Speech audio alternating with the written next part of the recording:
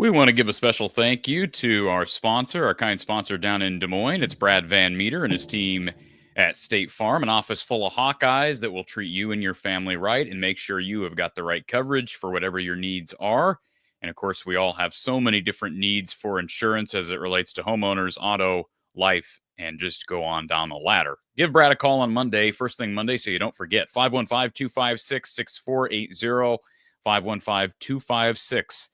6480. And if you've been with us throughout the last few seasons of the postgame shows with Coach Close, Coach Patterson, and Kasheen Alexander for our women's basketball coverage, maybe this is a sign that you need better insurance coverage because Brad's been with us throughout it all. Again, 515-256-6480 or visit him online at bradvanmeter.com.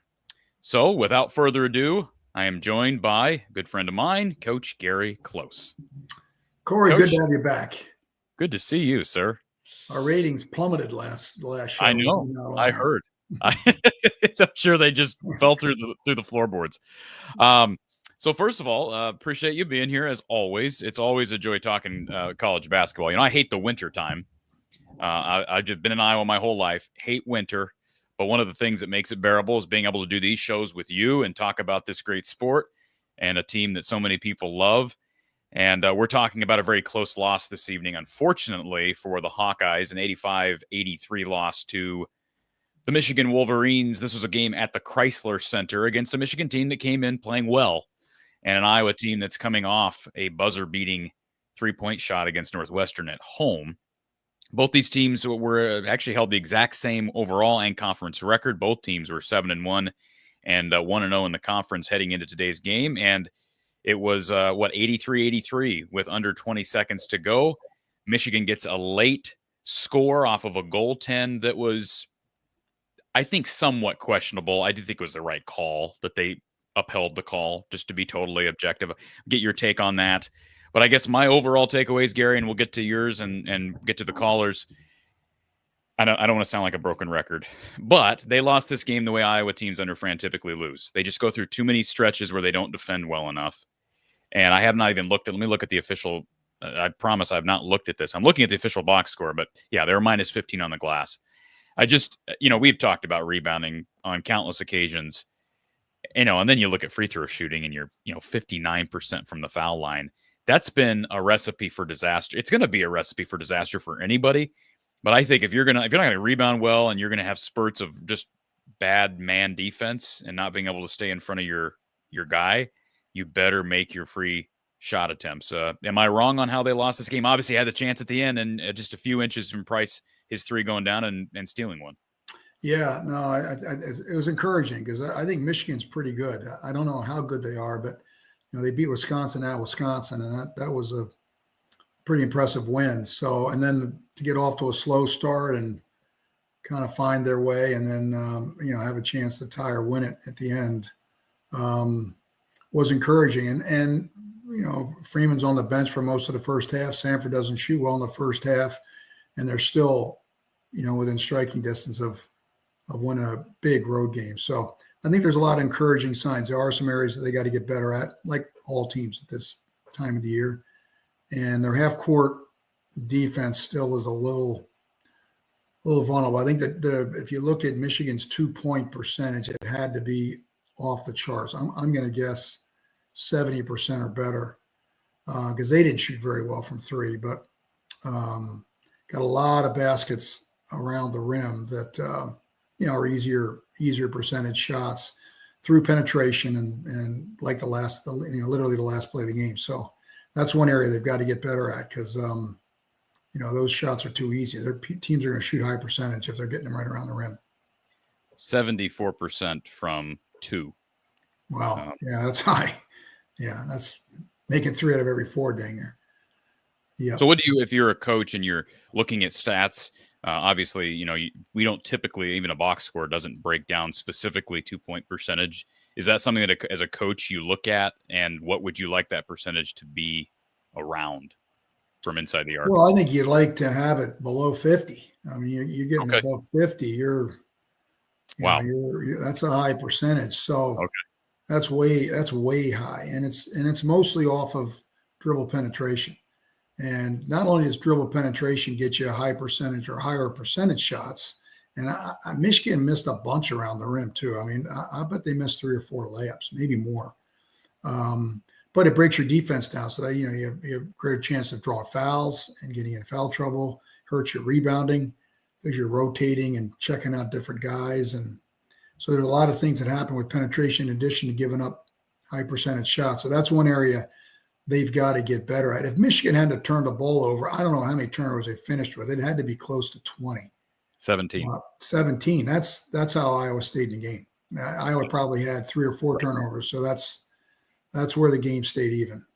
Stayed even there. And I hate to say this because I think some of those turnovers, some were forced, but I do think there were a lot of unforced turnovers, like just sloppy play. And it was mentioned at the outset of this game. I don't have the stats for the season up in front of me, but that's an area Michigan has struggled to protect the ball. And that's going to hurt them down the road. You can't, they had a lot of turnovers in the first half against Wisconsin, but they didn't have as many in the second, and they weren't far up behind that they can make a rally. But that's going to get you beat eventually if they don't shore that up. Their defense was really good in the first half, and that kept them in the game when they were turning the ball over at a pretty high rate. The other thing about this, Michigan shot 4 of 20 from 3, and a lot of those were open, Gary. Mm-hmm. So that's what concerns me, because you're right. I mean, this is one of those games where it's very easy to look. I mean, you escape out of this game and you're 2-0 going into the final stretch of non-conference play. You feel really good because you can clean these things up. You feel positive. But I struggle there a little bit because it does count as a loss. You're 1-1. And I look at the trend now of the 3 big things: the rebounding, the stretches of bad defense, which I've come to expect with Fran coach teams and this lineup.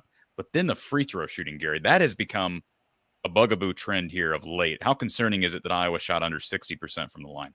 Well, on the road, especially in a close game, you got to shoot better than that. And I think they will. I'm a little surprised by that percentage, but they're going to have to improve on that big time. That's you look at that. That in itself could have got the win for them. Let's go to our call-in line. We've got Mr. Doug with us. Doug, you're always here early. Good to see you. I'm sure you're disappointed. Yeah, disappointed, but some optimism. I thought they were about ready to pack in and go home when it was 16-point lead in the first half, and only got the 2 fouls. A lot of things to a lot of things to be hopeful about. A Big Ten win on the road is hard to get, and they I think need to figure out some rebounding. Need the Logi or somebody. I think when Sadu comes back, we're going to be improved in some of those areas. The free throw shooting, I don't understand. I was really proud of Peyton for coming back after being 0-9. He finished 6 for 20. That's pretty. Who is your RTI player of the game? Do you have? Well, we don't have RTI with us for men's post game this year, so I don't have a player of the game officially night in and night out. My player of the game would probably be Price, because he was much more efficient than his brother. Let's see, Price for the night was 6 of 10 overall, 3 of 7 from 3. Obviously missed a big free throw. Yeah, I mean, I think the free throw, I'm with you, Doug. Like, you get 1 of 3 from Owen at the line, 0 of 1 for Drew, 1 of 2 for Price. I mean, those guys got to knock down their free throws. And obviously it hurts, Gary, when you don't have when you don't have Owen for the last 17 minutes of the first half. And I actually thought maybe, just maybe, Fran would violate his rule. But the second group came in there, and I gave Chris Taggio and Evan Bronze and Riley Mulvey a lot of credit for at least just holding it together. Yeah, no doubt. But the problem is you're not going to draw as many fouls, right, Doug? You're not going to draw as many fouls without Owen on the court. But when Owen's at the free throw line, you got to make him. And he's shooting below 60% on the year. That's a concern. Well, Brock concerns me too with it, and just everyone. I mean, I think we have good shooters, and just to see anyone miss a Division I player, this might be a hard thing, and somebody in the chat will get, you're a moron for saying this. Most D1 players need to shoot 70% from the foul line. I mean, I don't know if Coach agrees with that, but I mean, if you're a D1 player, you should be shooting at least 70%, I would think, even if you're a big. But I could be wrong there. I guess I have a lot of things I would like to break down, both for this game and the Iowa State game. So, but okay, before you go on, because you made a comment very early in the chat that I think actually you agreed with a comment that was made by SB. And so let's address this with Gary, because Gary's always Mr. Positive. I mean, it's just he must live in a mountain full of flowers, because everything's positive with Gary, and it's a great outlook on life, Gary. So be happy about that. But let me ask you this. I've been asking this question now for several weeks, even when you've not been on the air. I've been saying, A, why is Dembele playing so much? And B, when he is playing, why can't he rebound better? So I'm not asking you for the answer to that question. I'm sure you're going to say, well, some guys just aren't rebounding well enough. And maybe the answer to the rotation thing is because Seydou is out. But even when Seydou is available, like that Utah State game in Kansas City, we saw Seydou ride the bench way too long in the second half, in my opinion. And I'm just wondering if is Dembele going through a sophomore slump? And even if that's the case, why is he playing so much? Gary, what's he giving? Tell me, what is Ladji Dembele giving Iowa that I'm not seeing? Because he doesn't seem to defend very well either. Yeah, that's a good question. I think it's probably more, it's early in the year and you're kind of deferring to the more experienced guy. And I'd be curious to see how much longer it lasts. And that's a logical approach. And they're winning. If they were losing, there might be a little more abrupt change. But there's no question that they've got a real significant problem behind Freeman. And that's going to be an area of concern probably all year. Until they get more healthier, until guys improve. And I think probably Mulvey has shown a little bit of progress, and I think he's held his own. He hasn't played a ton of minutes, but he's got size. So he may get a few more minutes just because of that. But it's a work in progress and definitely a concern. Was that a pun? Was that a pun when you say logical conclusion? Anyways, go ahead. I'm not that sharp. I guess the thing I would be shocked, their sophomore and freshman, Chris Taggio, Ladji, and which one? Bronze. Yeah. The three guys from Mali or West Africa. Out of the three, I would put I would put Dembele last on that list of where his ceiling would be. That's for me, just because the other two guys' athleticism. Yeah, I don't think he's very athletic. Like in general, comparative to the they do and Chris. Yeah, I think Evan Bronze is a better athlete. Mm-hmm. Am I wrong on that, Gary? Am I seeing athleticism? I don't know how you look at athleticism. We always joke. It might be a little bit. I don't think there's a huge gap. Well, you won with a bunch of unathletic dudes. Oh, that's not true. Well. Hey, that's great coaching. That's go ahead, Doug. Okay. Question about today's game breaking down. Just because I don't see a lot of ball screens with two bigs. Just what went right there? They did that against Wisconsin really well. You switch because if you're big and small, you don't switch usually. If they're both big, you should be guarding with two bigs. So you just hedge that and guard it, right? Or what am I missing there? Yeah, I would think you just would switch it. But you probably would have to watch more tape and really look at it to come up with a definitive answer. But off the top of my head, that's with two like positions, I would probably just switch it. Mm. Yeah. and again, Iowa State runs ball screens, and wanted to get into Iowa State a little bit because, it's a Big Ten road loss. I think first thing I want to tell Iowa Hawkeye Nation is we're going to go to the game, and we talked about attendance, and I know a lot of people here in Ames are going to the game too. Please, we can't have that place be 5,000 Cyclones. Please. Well, real quick, Doug, just for the record, I applaud you because you are as passionate as they come. But before that Northwestern game, you were I saw you on social media. You were on this show. You were pleading with Hawkeye fans to show up. Were you at that game? The Northwestern game, yes. Did Hawkeye fans show up? Nope. I just wanted to know. It was a Tuesday at 6. I knew they weren't going to show up. I mean, they just weren't. And they won the game, so it didn't. In hindsight, it didn't matter. But But I will say this, and I said this on the show Tuesday. We have good fans, the ones that showed up. And even though some people said there was some controversy of people telling people to sit down, I'm gonna stand, and I don't care who's behind me. If we had the best tickets, we're usually up in the rows in the 20s. We were like in single digits. So I'm sorry for the people that are behind us, but I know, hey, we got to get rowdy. We got to support the Hawks. But I'll be at that Iowa State game. I'll be right there with you, Doug. So don't worry. I plan on being there. But and I think it'll be full of mostly Hawkeye fans. I don't know that I've ever seen a Cy-Hawk game in either sport, or I shouldn't say either, in any of the major sports where it's not 80 to 90% home crowd. I don't know that I've ever seen that. So I think they'll show up.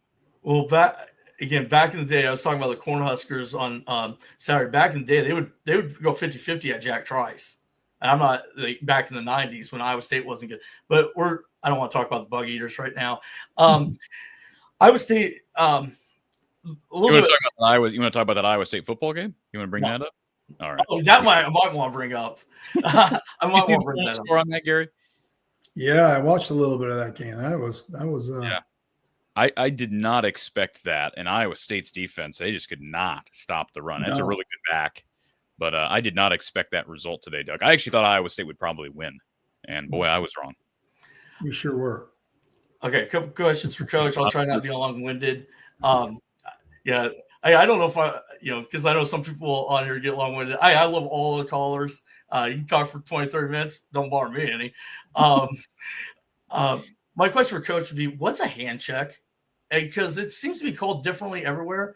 I thought the Northwestern team kept their hands on our players a lot.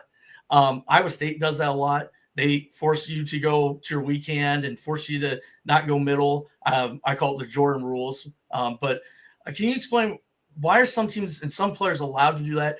Lipsy being one of them. And why isn't that called? Why? I mean, you can't. I don't know. Just when do you think it's a foul? When isn't it a foul? Can you even have your hands on? Or what? Usually, of course, we never taught putting hands on at all because it just was led to fouls. We'd rather play with our chest and legs and things like that. But usually, the way the referee will describe it is either you can't keep it on there because then they assume you're holding, or you're impeding progress. So it's kind of like put it on, take it off, put it on, take it off, stuff like that. But every official probably interprets a little bit differently, and so you've got to learn to, hey, this is what's being called tonight. They're not calling it, so you better be strong with the ball and not use it as an excuse because they're not calling it. And then some nights, if they're calling it real tight, you got to adjust and drive in people's arms or draw fouls and keep your hands off, not too foul. So the ability to draw fouls and get teams into the penalty is huge.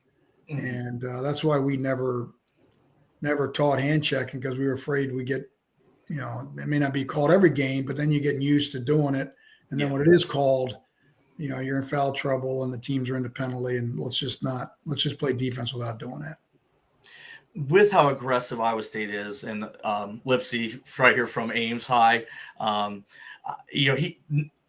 both Gilbert and Lipsy shoot like under 33% from 3-point line. I really do have hope for this game, because I think if I can handle the ball well, not turn the ball over, get the ball into the middle, get the ball into the post, even though I think the two posts that transferred in for Iowa State are both pretty good. I watched them against Marquette. I have hope against that game. But how do you think we should play both point guards a little bit more with that pressure that Iowa State will have, or you don't really know if it matters? Well, Fellow played well tonight. He's got to play. He's got to Yeah. get minutes, and Harding is getting better. So yeah, I would guess you'll see those guys play more and more.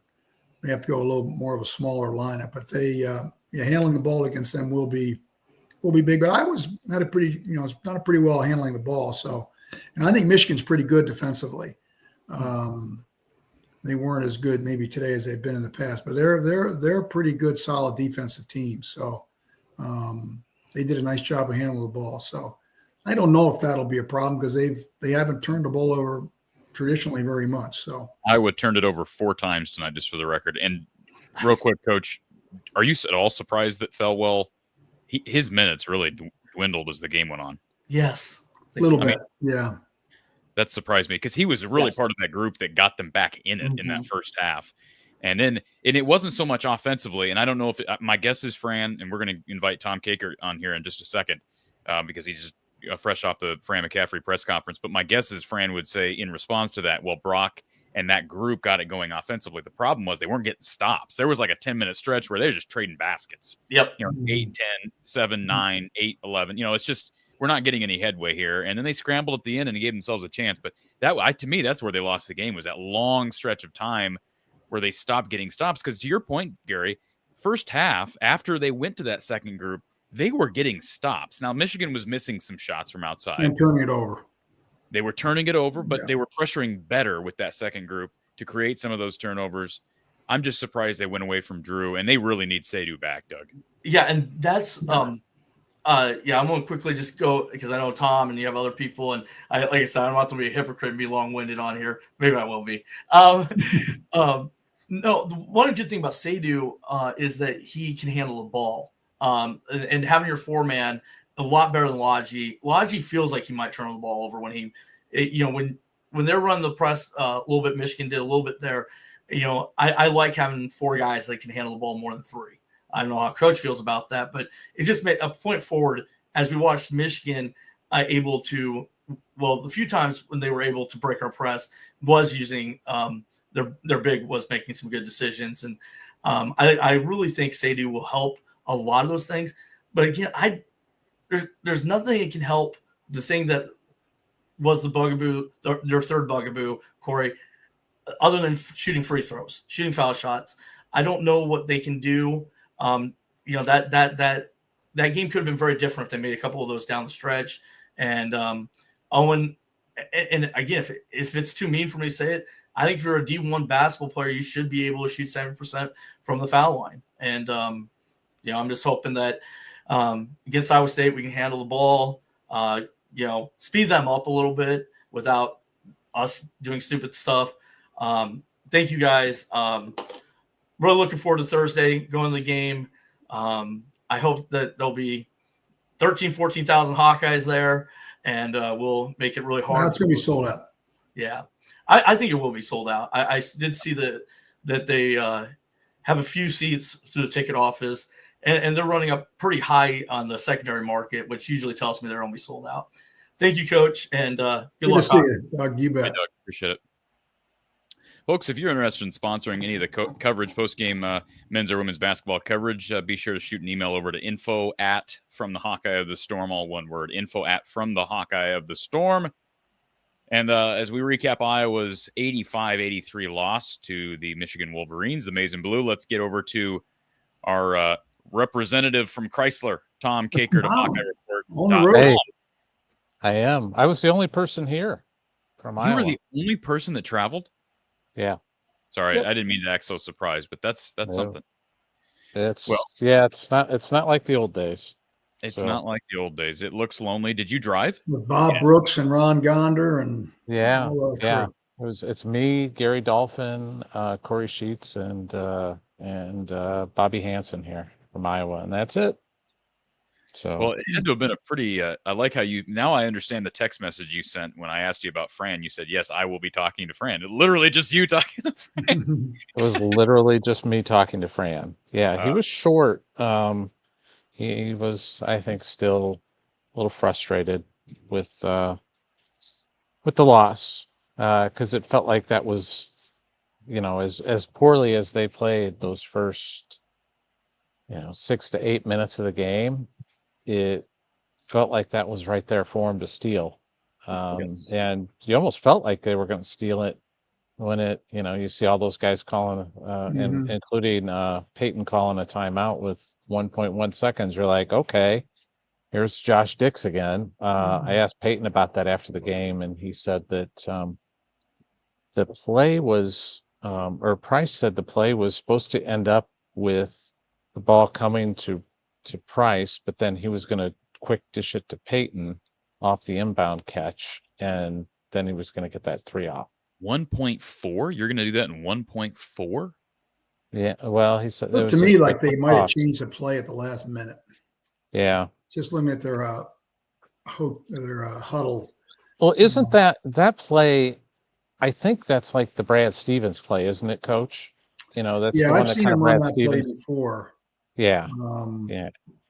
I first time I ever saw that play was Brad Stevens running it, and where you just kind of loop it over the top. Yeah, a little back screen and loop it over the top. Yeah, Yeah. and then you either have the shot there or you had there was supposed to be Peyton was going to be coming off of a screen off the top, so Price could hit him right in his pocket and he could launch it at the horn and potentially make it. So that was what they were looking for. They didn't get that, and I couldn't tell from my seat, but I know there's some chatter from some people that I've talked to that thought that maybe Price got bumped on his shot, but I don't know. I don't know if they're going to call that. I couldn't tell, and Gary, you were looking at the same view that I did, but when the shot went up, I couldn't tell if there had been a whistle because I saw the guy's hand go up, and of course it goes up because the shot was up. But I actually thought there was a foul, and Gary, I didn't get a replay. Fox failed to show a replay of that. But did you see a foul on that shot from Price? It was too bang bang. I was curious because I thought it was close for sure. But I really couldn't tell whether he got fouled. I just like the goaltending.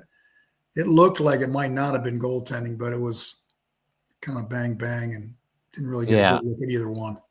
From my view, but I'm again, that basket's way far away from me. It looked like a goaltend, but it looked like the ball had gone off the glass and then got touched. But I don't know. My only question, they didn't really show a good replay here. No, I think it went off the glass before Owen touched it. But my question was, did Price get a finger on it before? Because Price went up with it and tried to get a piece of it before it got anywhere close to the glass. But there wasn't enough. I mean, if we're going by the old adage of conclusive evidence, there was no clear, indisputable evidence that was the wrong call. And Tom, I'm curious to get. I know you guys have asked Fran about free throw shooting over the last. I did tonight. Asked him tonight. What's his level of concern? Do you feel? I'm sure he thinks they're going to snap out of this because they got great shooters on this team. Yeah, that was kind of his message. Was they're still going to they work on it every day. It's the end of practice. They're shooting foul shots, and he feels like they're good shooters, and they're just going to keep working at it, and hopefully it'll fix itself. But boy, that's just you can always say ifs and buts, but 10 of 17, 58% from the foul line, 6 of 11 in the second half. That's something that's got to get better. But they also got demolished on the glass again, 45 to 30, and I'm probably harping on that a lot, but 54 to 32 and points in the paint in favor of Michigan. That's a huge thing, and along with that 20 to 9 in second chance points, that's the difference in the game. It really is. I mean, if you take care of that, take care of the glass better, and take care of those second chance points, Iowa probably wins by 6 to 10 points tonight if you're realistic about it. But they have struggled on the glass, and that's going to continue to be a problem. And truthfully, I think they're going to have to rebound by committee. All of them are going to have to focus in on giving everybody else help. They don't have a dominant rebounder that's going to go out and get 15 rebounds a game. Owen's got a chance to be like that, but he hasn't been able to consistently do that, but they need some help from some other people to get 5 or 6, and those guards got to rebound. And him picking up those 2 fouls right help. away was just didn't help. And then I thought maybe Fran would put him back out there, but he did not in the first half. Just didn't do it. I thought maybe they'd get blown out if he didn't put him in. To their credit, I did too. I did too. And I think that's probably the reason why he didn't. But yeah, they were fortunate they got that second unit with Price and Thelwell and Mulvey and that group came in and gave them some good minutes. Chris Tajdo came in there, gave him a couple good minutes in the first half, not as much in the second, but yeah, they got, to their credit, and Thelwell didn't play much in the second half, which was surprising, but I don't know if they just felt like he wasn't going to give him good minutes. I don't know. Yeah, I don't know what indicator that would have been unless there was an injury that we're missing. Right? No indication of no, anybody. He was in there at the end defensively. So his numbers were good. And that was his pass. It was a really nice pass to Price in the corner. I mean, it was on target for that last shot. That's not an easy pass to make, is it? Not at all. No, not at all. It's all the way that's across. Really hard. Ask the Michigan guy tried to throw across court points the possession before. Yeah, and he got picked off. Yeah. Brock Harding was playing free safety on that one, just waiting for that. So Tom, obviously Peyton got it going in the second half, but really struggled. Oof. I mean, mightily in that first half. And that surprised me. That surprised me because I'm a big believer that some guys shoot really well in buildings, and he shot really well here last year in this building. He was 6 of 8 from 3, and I was watching him warm up today, and he was shooting it really well. And then he just came out, missed the first 9, I think. Yeah. And just struggled. But to his credit, Peyton Sanford, he's going to keep shooting. Yeah. The green light never goes off for him. It's always on. So, and to his credit, he buried that one that tied the game up late and didn't hesitate. And he said he knew it was going in right away. Tom, I asked when I was in Kansas City here a couple of weeks ago, I got a chance to ask Fran about Lodgy specifically. And my question was, what's Lodgy's ceiling? I mean, how much more do you think you can get out of him on the offensive end? Now, he gave him 5 rebounds tonight, and that'd be my biggest call to arms for him. He's got to rebound better as the starting 4. And he playing a lot of backup 5. What are your thoughts on Lodgy? And have you talked to Fran in any of these pressers about where he's at? It seems like he's in a slump. Last year, he made open threes. He's not even looking to shoot threes right now when he's open. There was one where he passed up an open 3, and I was like, boy, that kid's just lost all of his confidence in his shot, because I thought he would just pull it and see what happens. He has lost confidence. You can tell when he's going up around the rim. I think he's just got to go up and dunk something. I agree. Just the one that he missed from point blank range. I mean, even the commentators on FS1 dunked the ball, man. I mean, he missed that left-handed shot from point blank. They lose by 2 points. And Michigan missed bunnies too, as Gary said earlier. But yep, they did. They missed some bunnies. I thought down the stretch for them, Wolf was really good. I mean, he was really aggressive. And Roddy Gale, veteran Big Ten guy, he had a different uniform on last year, but he's the same. He gave Iowa fits in the past too, and he really gets to the bucket.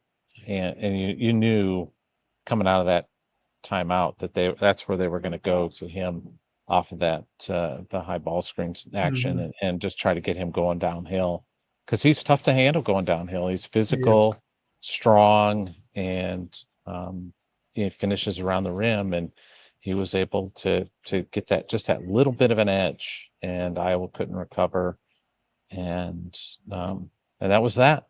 So now you just get ready for Thursday and really a huge game but I think it's a loss and it sucks, but I think I gained some confidence in this Iowa team because of the way that they fought and the way they came back in this game, because I thought truthfully, guys, when it was 20-4, I thought they were done. I thought this is 24, and they had like 4 points like in the first 9 minutes. I mean, they were. Yeah, it was just like it was a real struggle. Yeah, they weren't getting anywhere, and to their credit, fought back and had a chance to win. And that's all you can ask for is a chance in a road game in the Big Ten is No a doubt. chance to win with the ball in your hands in the final seconds. That's all you can ask for. And they had that opportunity, and now they've got a huge opportunity to take down a really good Iowa State team. Yeah, that's a gigantic game. It is, because I think Iowa needs it for their resume as Yeah. well. Yeah, I really do. I think that's something that in March, if you're going to be in contention or on the bubble, win over Iowa looks like State. they may not play many ranked teams in the Big Ten. I mean, the way it's going. I know.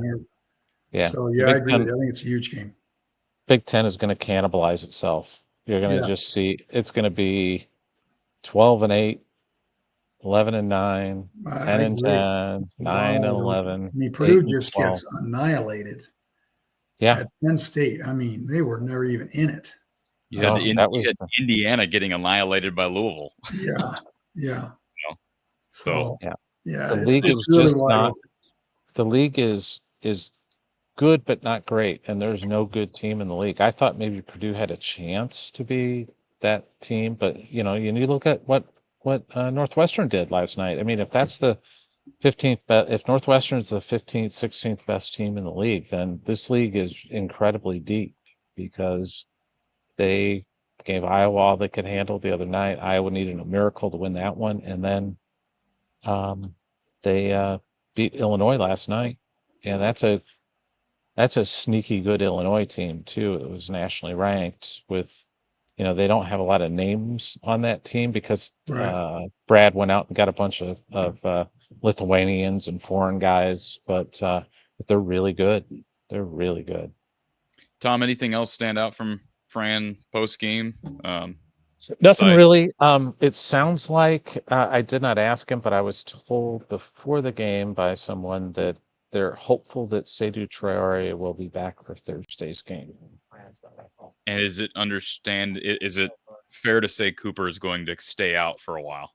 Yeah, I don't expect anything on him until after the first of the year. Neither of those players traveled today, and I believe Seydou was not here just so he could continue to get treatment on Friday, and after they left, and today continue to get more treatment.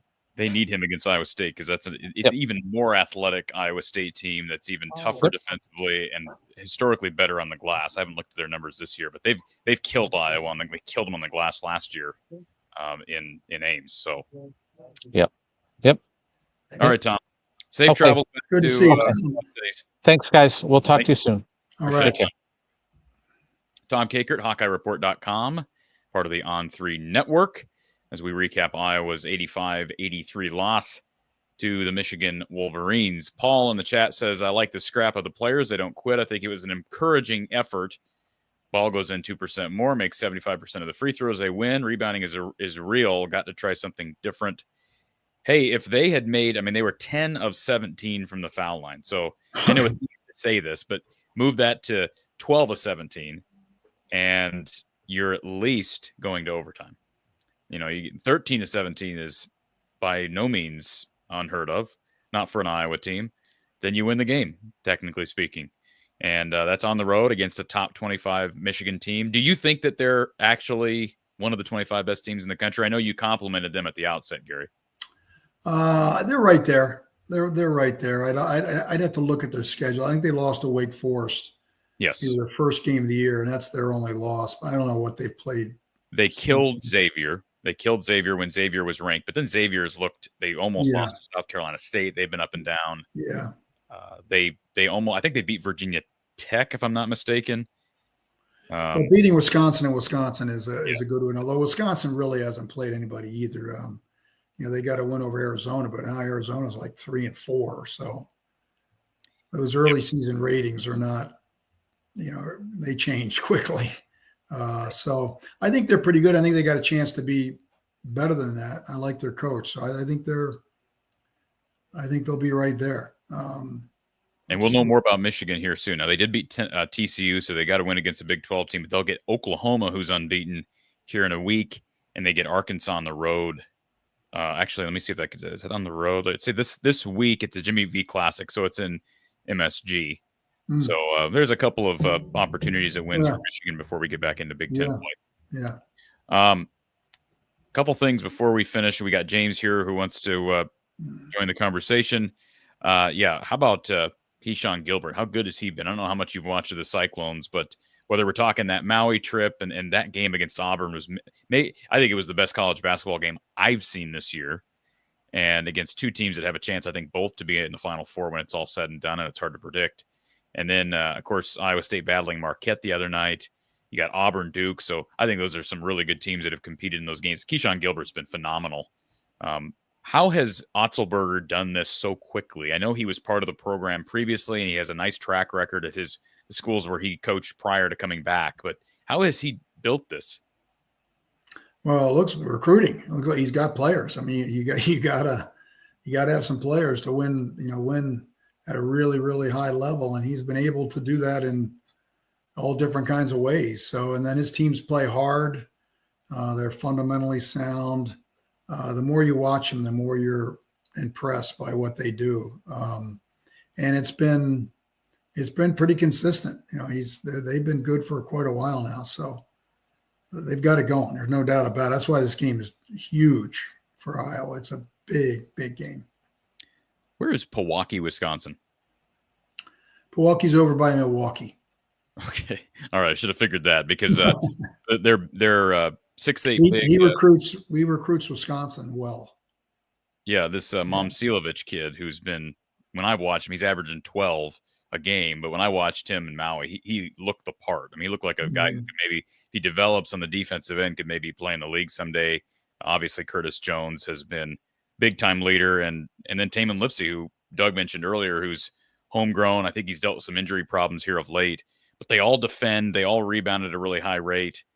So that's, I mean, truthfully, you look at the last couple of times Iowa's traveled to Ames, they've gotten throttled because Iowa State has pushed them around, dominated the glass.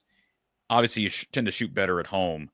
Now, 2 years ago, Iowa kind of throttled Iowa State in Carver. And I think a big part of that was the crowd. You got it going early and the crowd got behind you and you shoot better than you are. How important is it to get off to a quick start when you have that home crowd against this Iowa State team? Yeah, no, I don't think there's any doubt. Every game, it's great to get off to a great start. Not that it's a guarantee, but no, I agree. When you're especially playing a ranked team that's really good, it'd be nice to get off to a good start and get the momentum going. Thursday at 6:30 p.m. Central Time on FS1, the big Cy-Hawk game, this time in Iowa City. So there are some tickets available, apparently. Check it out over at HawkeyeSports.com. Let's go to what I think is going to be our final caller. Of course, we got women's basketball postgame tonight, so we'll save some of my vocal cords for that. Let's go to James, I didn't know you could do this, James. You're joining with audio only. Oh, am I not? Well, I guess my thing's not on. Can you hear me though? Yeah, we hear you just fine. I just didn't know you could do that. So first off, I'm just confused by like the rotation in a way of like, I felt like Thelwell was playing really well, and I don't understand why it took him so long to put him in the second half, right? Like after the first half. Yeah, I don't have an answer for that other than, Gary, comment I made to my buddy who was watching the game with late in that second half as the clock's dwindling. I'm thinking Fran typically defers to guys that are going to give him more sure offense. And in that second half, the offense was clicking with Brock running the show. Now, he wasn't scoring a ton, but the offense was clicking. The problem was they just couldn't get stops in the other end. Right? Yeah. And, I don't know what the percentage would be. Most coaches sub either fatigue, foul trouble, or their offense isn't, they're not playing well offensively. Very few sub for defensive reasons. And I think they were playing pretty well, certainly on the offensive end. And Harding's improved. He's playing with a lot of confidence. He's doing a nice job. And they got a huge game from Price off the bench. And so I think in the second half, there's a tendency to, go with your starters a little bit longer, more subbing in the first half, and then a little less as you get into the second half, especially on the road. Yeah, but for me, it's more like the hot hand. Like, I felt like Thelwell was playing really well, and then you sat him for so long that, like, sometimes I feel like if you put him in a little bit earlier, it might have change the outcome of the game. You can still put Brock in later, but that was just more of a plan thinking. Fran has also played those guys together, and that would be my only. Now I don't know that Brock should have been in the game at the very end. However, I made this verbalization as well before that final play ran by Michigan, Gary. I made the comment. I said, "Why is Price on the court?" And I say that because Fran says that Price was an underrated defender at the high school level. And that may be true. I have no doubt that that's true. Because there's not many guys who are 6'7" that can stretch the floor, etc. But defensively, against quick guards, he is going to be a liability without any question. I mean, he just is. He's not quick enough laterally. And he got blown by. The reason that layup where he's an Owen had to come over for a block is because Price got beat on the dribble, off the dribble. Is that fair assessment of what happened on that last play for Michigan? Yeah, he didn't get a whole lot of help, coming off the screen. But no, he opened up and gave him, pretty much a direct path to the rim, which you can't do. And Freeman was a little bit late getting there. So usually when it's down to, less than 10 seconds on the clock and they're going to shoot it, then you should almost switch it. And then there's no confusion and just, hey, come on, get a stop because they're probably not going to be able to, run somebody into the post because you've switched or something like that. There's not enough time. So usually less than 10, we would switch, but everybody plays it a little differently. And what do you do with Dim? I mean, back to that for a second. What do you, if you're coaching, do with Laji Dembele right now? You just see this through and just tell him, keep your head up. I mean, what would you do with a sophomore who I don't know what he's giving you, and he's certainly not got confidence offensively right now? Yeah, I think, you depending on what he's doing in practice, if he's giving great effort in practice and, hey, and then things are going to happen. You just got to keep plugging away. You watch tape with him. You could do something here and there and point some things out and just, you stay with him, assuming that he's still busting his tail and playing hard and trying to improve. And hey, it's, it's not a straight up progress. Sometimes you dip a little bit and get a little low, and then you got to fight through it and improve again. And so you got to stay with them and keep coaching, keep teaching. Yeah, and the one move Brock always does that I don't get is if you notice he'll drive and he gets caught in the paint, he has to do that little move with the pivot foot and then he gets lost a lot of times. And he doesn't turn the ball over, but sometimes it's bro, pass the ball, or he gets too deep and then he either gets blocked or he will end up turning it over or something like that. Great question, Gary. Sound off. And I knew exactly. Well, I'm guessing he did that. I'm guessing he did that a lot in high school and got away with it because of the lack of height and athleticism. I think he'll get better at that. You want him to penetrate, but it takes a lot of possessions to get better at it. It's not easy. It looks easy when you're sitting up there watching him on TV, but you're down on the court, you got all these big bodies coming at you. It's a little bit more difficult. He's improved a lot. I think he's a much better player than he was last year. His size obviously hurts him. He has a hard time finishing because he's not real big, but he does a lot of good things. I think you got to stay with him. Yeah, one more thing before I get off is the 7-foot debate of obviously when Owen's in trouble, we're in trouble, right? We know that no matter what happens. But a lot of size, I mean size wise, down low we're in trouble, right? We can shoot with most teams, but size wise we're in trouble. But I thought just real quick, I thought Mulvey held his own when he was in there. James. Mulvey did, yeah. He rebounded well. And also, I want to say Tajo. I think Tajo played well for a couple minutes while he was in there as well, too, right? For being a true freshman in spurts, he played well. For not playing much so far this year, I felt like there was moments where I was like, oh, Chris actually doesn't look that bad right now. But it's just interesting to see, and I knew the 2-foul rule, and I know your thoughts on that, but we're getting 2 fouls so early.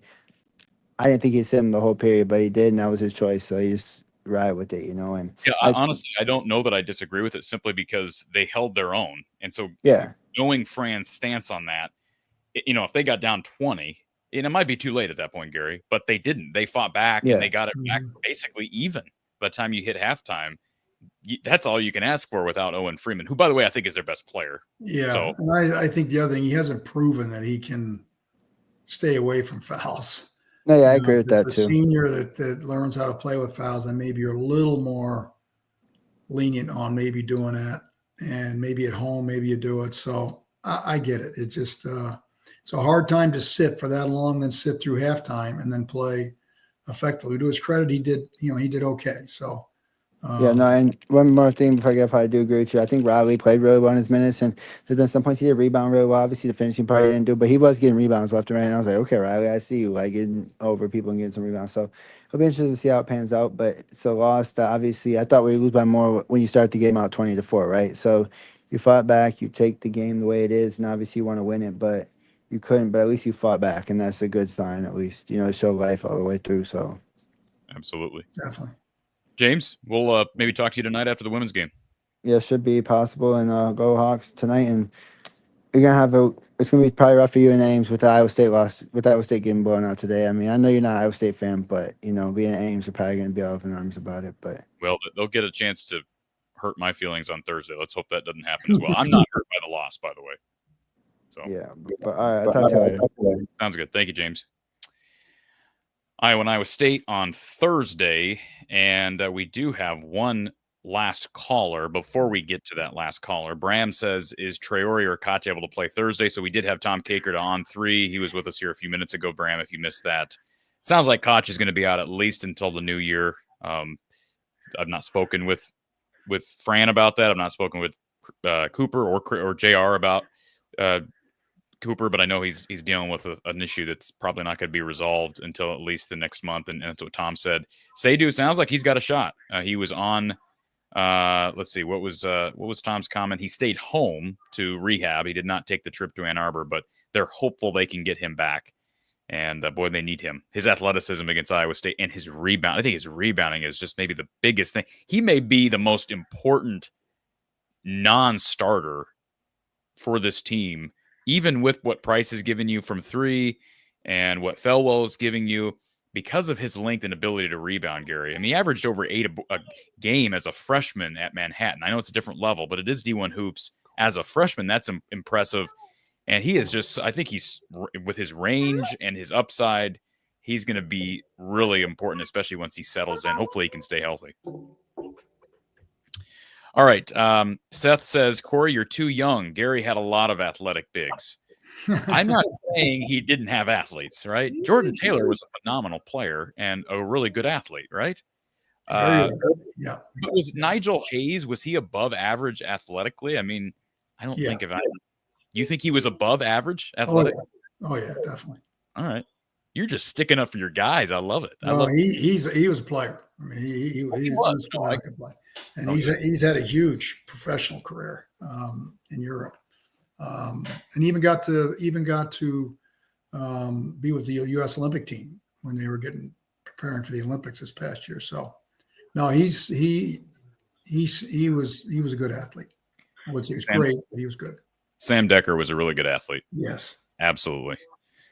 Ben Brust, not as great of an athlete, but a really gritty player. Fair? Yeah, but he wasn't a bad athlete. No, he wasn't a bad athlete. No. Let's see. Bob says, why did Fran bench Owen with 3 fouls at a key point in the second half? Yeah, I thought he got a little fatigued, and he was afraid he might. That's when you get fouls, when you get tired. I think it was a little might have been the reason.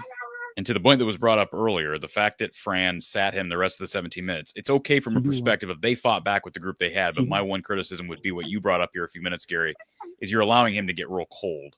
And then he comes in the second half having not played for 17 straight game minutes.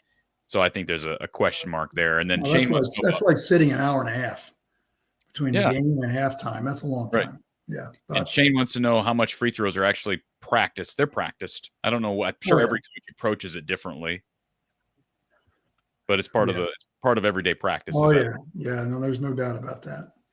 And Chris wants to know if my game watch buddy leaves at halftime or leaves after the game, immediately after game, if I kick him out so I can do the post-game show. Yes. The answer is yes. I kick him out every time, but he's loyal. He comes back. He'll probably be back. I can't get my wife even to really buy into Iowa women's hoops, Gary. She's infatuated with the whole Caitlin Clark pop star thing. Like now that she's part of pop culture, she's fascinated by it. Like we were at the Drake game and I saw Caitlin Clark across the arena and my wife's freaking out. She didn't freak out one time when she was playing in an Iowa uniform, but now that she's Caitlin Larkin known the world over. So anyways, yes, I kicked my buddy out at the end of the game and hop on with Gary. But we'll be live tonight with Kashin, so that'll be fun. A big game in Barclays Center against Tennessee. Let's go to our final caller of the night. Thank you for calling Iowa Postgame with Coach Gary Close. Who's on the line? Hey, Corey, it's Tony. I Hey. just had a quick question. Isn't this finals week for Iowa, and what does that schedule look like, Coach Close, if you remember? I don't think they'd be playing Iowa State on finals week. I'm guessing it's next week. Okay, and what does that usually look like when they have the finals week games? Yeah, well, usually obviously you're not playing, and then depending on everybody's schedule, but it's very hit and miss, and it's usually pretty much individual workouts trying to keep people in shape, and then as the week goes on, you're getting closer to games, then it becomes more of a team thing. But a lot of times, because of the varied final schedule, half the team won't even be there. So it's not an easy thing to get through. So, and therefore usually you don't play any games, and usually the game after finals is not a real challenging game, possibly just, depending on how the schedule goes, but it's a little more challenging now because of the 20-game Big Ten schedule. I just looked up not finals week. This is what we call dead week, at least at Iowa State. I don't know if they use that term everywhere, but this is dead week. So finals week would be the week following. And that's, like you said, they get New Orleans. They basically get a stretch of, between the 12th and the 21st. You get Iowa State on the 12th, Utah on the 21st. They have one game, and that's at home against New Orleans. Mm-hmm. So that's probably right after finals are over. Yeah, exactly. All right, folks. Michigan defeating Iowa in Ann Arbor 85-83 in spite of a last-second attempt from a guy who made 50% of his threes to that point in Price Sanford. And the Hawkeyes finishing with a number of guys in double figures. Owen had 13. Peyton Sanford had 19 in spite of starting 0 of 9 from the floor. Josh Sticks had 16 points. I thought he hit some big shots. That mid-range jumper. That's hard to guard, Gary, because those don't look like good shots for most people. Those aren't good shots for a lot of people. No, he's got good size, so he can shoot over people. Yeah, he's a player. He certainly is. And Iowa, in spite of winning the turnover battle, they were actually minus 13 turnovers. Just turned it over 4 times on the road. That number will account for a comedy of errors. And they forced, received 17 turnovers from Michigan. Some were forced, some were unforced. Iowa did really get a lot of production off the bench, especially in that first half, 29 bench points. But these numbers did Iowa end. They gave up, in that second half, Michigan shot 60% from the field. 60%. Now, they shot 25% from 3. So let's do the math on this, Gary, because you're talking about 74% for the game from 2. If we do the math in the second half, that means that Michigan, 80. Let's see, 16. Let me do the math here. Ooh. 7. No, that's actually close. Is that right? Let me do this math again. I'm terrible at math, Gary. 16, 22. No, it's 73%. So they were about as bad. They got better in the second half. Yeah. Either number is good, obviously. But Michigan couldn't shoot the 3 well. And that was, that also helped Iowa because they missed a lot of threes. But boy, they were good when they got inside. And to your point, when you talk about defensive struggles, layups, open threes. And tonight, Michigan almost lost at home in spite of a bunch of open shots because they couldn't make 3-point shots. And unfortunately, Iowa could not make that last shot from Price, and the Hawkeyes fall to 1-1 in Big Ten play. By the way, I did do this math too. I don't have the exact – obviously, there's a bit of a hodgepodge as it relates to matchup. But Michigan had 20 points in the first 8 minutes of the first half. They had 20 points in the first 8 minutes. And then in the first 7 minutes of the second half, when all the starters were back in, they'd given up 23 points. So that's 43 points given up by basically the starting group. 43 points in 15 minutes combined. Now think about how bad that is, because that's on pace for giving up 110 for a game. Now you're going to have down stretches, I get it. But that starting group has got to play better defensively. And that starts with your point guard, I would have to think. I think Lodge's got to play better defensively. He's got to get on the glass more. He got 5 tonight. And I will say this, Lodge did not struggle with foul trouble tonight. He finished with 2 personal fouls under 20 minutes played. And that's without Seydou Traore. So Fran did he went with Riley Mulvey, Chris Tajo, Evan Bronze, and they stole some of Lodge's minutes. So it'll be interesting once Seydoux comes back, how much that affects Lodge's minutes, because Fran is not a guy to just pull somebody. We even saw a little less than a minute from Carter Kingsbury at the end of the first half. Fran went deep tonight and nearly pulled it off on the road, and would have been big to go into this break. The conference break 2-0, but they'll move to 1-1. It's better to be an 0-2, and they face that dead in the face here in recent time as well. Anything I'm missing, Gary? As usual, you got it all covered, Corey. Oh, absolutely. Just unbelievable. And I'm just glad I can hold you up because someone's got to do it. So, I need it. Yeah, you needed it after Tuesday. I'm sure Kyle wasn't able to hold you up, so I got to return the favor. So, folks, I'll be with Gary on. I'm assuming you're going to be with me, Gary. Thursday is where we're going to be live together after this. I got to check my schedule, but hopefully I got a heavy social calendar. You got a big golf outing in the negative temperatures. What's the temperature like up in? It's supposed to be warmer tomorrow. I think it was close to 40 today. Not bad. Yeah, there was a south wind, at least here. I'm sure that was there as well. So supposed to be back in maybe the low 50s here early this week, and I'm sure by Thursday it's going to get colder. But get out into the Cy-Hawk game. If there are any tickets available, gobble them up now. And, of course, I'll be back with you live tonight after the big Hawkeye women's basketball game. The Hawkeye women will play Tennessee, and it sounds like the return of Lucy Olson. Opportunity at a resume-building win out at the Barclays Center in Brooklyn. Myself and Kasheen Alexander will be live with you following that one. A Fox game, prime time on a Saturday night. Nice. Gary, that's awesome for the Hawkeye women. Big time. All right, folks, your coach is very close. Gary, thank you for being here as always, You sir. bet. Yep. Enjoy the rest of the weekend. Folks, we'll talk to you later, and join us for post-game coverage with Kasheen here tonight. Have a great evening.